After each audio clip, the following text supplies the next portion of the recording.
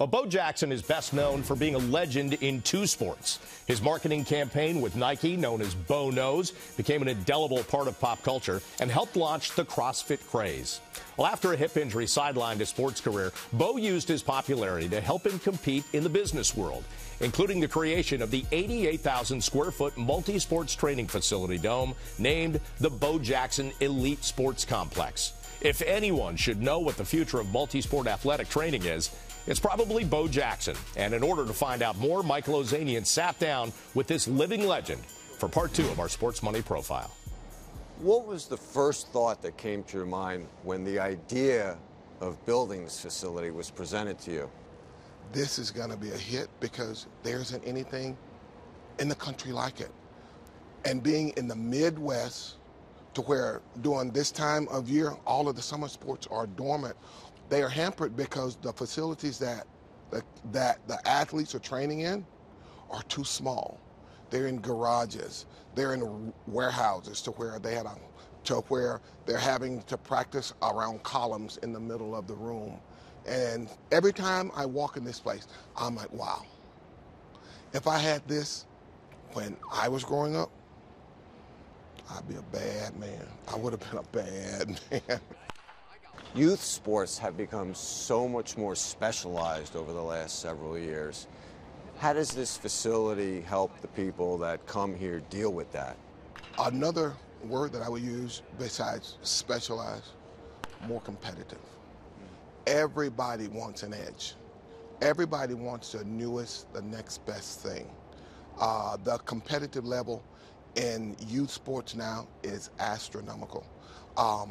For example, the day of the 2 to 3 sport athlete is gone in our book for this simple reason.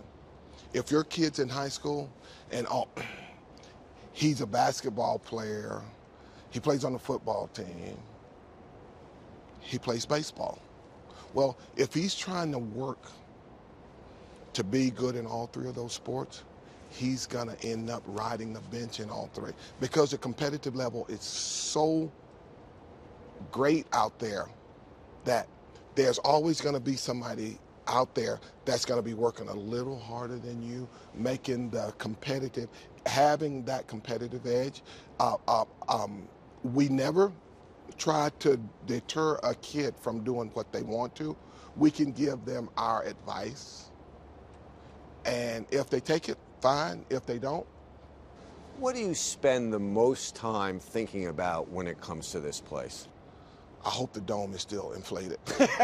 That's the first thing that comes to my mind. But just the fact that almost on a weekly basis, we are implementing new programs to make this facility better.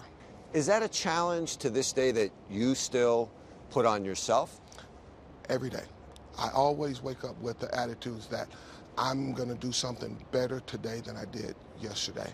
One way that I personally do that is I try to surround myself with people that are smarter than me because I don't know everything. People say Bo knows, but Bo don't know everything.